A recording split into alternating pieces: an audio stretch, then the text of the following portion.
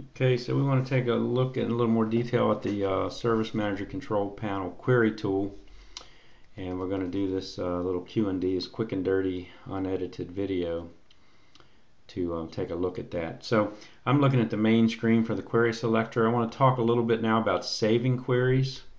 I've got my my turnaround time query in the box.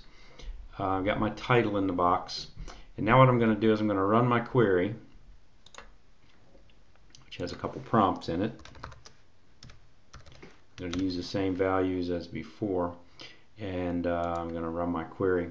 So here I've got the results of my query on the screen, but at the top of the screen, because I have permission to save my query, here I've got the ability to save this query. So I'm going to add a comment that explains this query.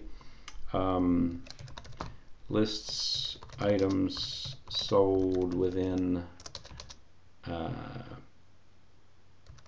period of time showing the average time on hand. How about that? And I want to keep this query private, so that means that only I will be able to run this in the future, or see it in the future. And then I go ahead and I save the query. I click this, save the query, and what that's done is that has saved my query. So if I look at my queries, or I'm going to look at all the saved public queries. This will include the public queries plus my private queries. And here's the one I just saved right here at the top of the list. Okay, so the way we use this screen, the saved queries list, so we choose the query we want to use. In this case, I've got the turnaround time, and then I just click the button to use that query. Now on this screen, I've got the ability, take a look at this for a second, I can sort the queries by ID number. I can sort by date. You see these arrows are my sort links. I can sort by who saved it.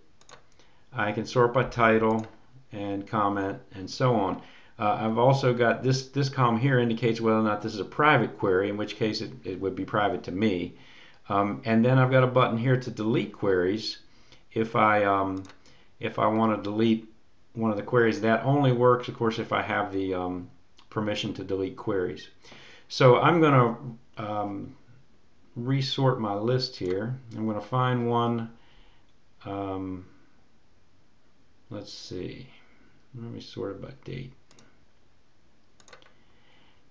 Here's the one we just did, turnaround time for a range of items. So if I choose this query, what will happen is if I click this button, it will fill in the title of the query, and it will fill in the query for me. Now these options are still, I still have the ability to change these and run them any way I want. I can download and so on. But that's basically how this query saving works.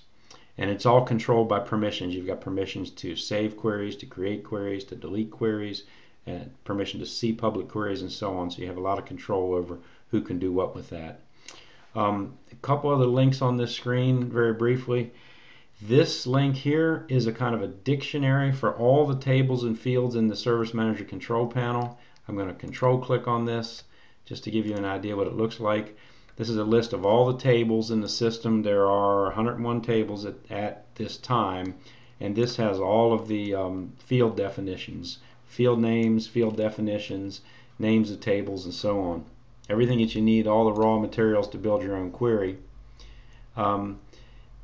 The other link here is the link to the pre-built queries. What this leads to is to the Service Manager Control Panel website, and on that website we've got a list of queries that people have asked for, and ones that we suggest or ones we think people might find useful. So we've got 4 dozen or so on here right now, and if you click these, you'll get the query, and then you can take that query and cut and paste it in, run it, and if you think you'll need it again, you can save it. So that's a quick look at the functions for saving queries in the Service Manager Control Panel query system.